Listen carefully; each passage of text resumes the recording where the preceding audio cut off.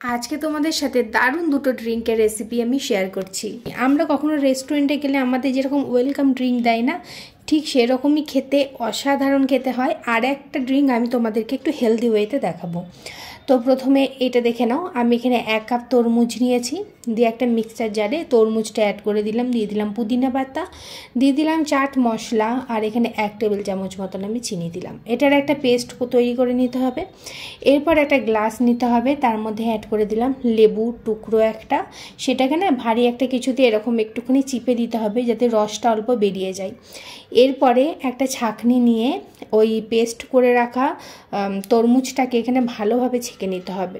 Paste করার সময় অনেক বীজও চলে গেছিলো, এবার সেগুলো যদি পেস্ট না হয় মুখে লাগবে তো ড্রিঙ্কটা খেতে একদম ভালো লাগবে না। সেই জন্য এখানে ভালো করে সমস্তটা ছেঁকে নিয়েছি। আর তারপরে এখানে অ্যাড করে দিলাম যে কোনো সোডা, তোমরা এখানে অ্যাড করে দিতে পারো। আর ওপর থেকে দিয়ে দিলাম আইস পুদিনা পাতা আর তরমুজ দিয়ে সাজিয়ে নিলেই এটা রেডি হয়ে গেল। আর এত অসাধারণ খেতে হয় না, অবশ্যই একবার ট্রাই করে আমাকে জানাবে কেমন লেগেছে তোমাদের খেতে। তো চলো এবার নেক্সট ড্রিঙ্কটা দেখে নেওয়া যাক। এখানে আমি নিয়েছি গোন্দ কাতিরা।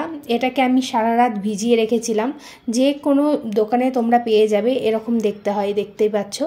এটা ভীষণ হেলদি, আমাদের হাড়ের জন্য খুব উপকার। তো আমি এটাকে সারা রাত ওই গোন্দ কাতিরাটাকে ভিজিয়ে রেখেছিলাম, ওই 6-7 টুকরো মতন, দিয়ে ওটা ফুলে না এরকম বরফের মতন হয়ে যায়। আর সারা রাত একটু চিয়া সিডও এখানে আমি ভিজিয়ে নিয়েছি।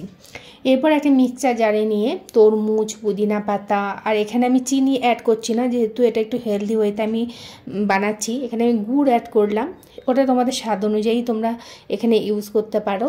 অল্প একটু চাট মশলা আর অল্প একটু নুন দিলাম, এটারও একটা পেস্ট আমি তৈরি করে নিয়েছি। এবার একটা গ্লাস নিয়েছি লেবুর টুকরো ভারী একটা কিছু দিয়ে ভালো করে একটুখানি এটাকে চিপে দেবো যাতে রসটা বেরিয়ে যায়। এবার যে গোন্দটা আমি ভিজিয়ে রেখেছিলাম সেটার থেকে আমি কিছুটা এখানে অ্যাড করব, 1 টেবিল চামচ, আর অল্প একটু এখানে অ্যাড করলাম। আর চিয়া সিডও এখানে অর্ধেকটা আমি অ্যাড করব। আর তারপরে একটা ছাঁকনি দিয়ে ভালো করে এই তরমুজের যে পেস্টটা, এটা ভালো করে একটু ছেঁকে নিতে হবে। চিয়া সিড আর এই গোন্দ কাতিরা, এই দুটোই না গরমে আমাদের শরীরকে খুব ঠান্ডা রাখে, ভীষণ উপকারী এই দুটোই আমাদের জন্য। তো তোমরা যারা ডায়েট করছো না তারাও কিন্তু এটা খেতে পারো।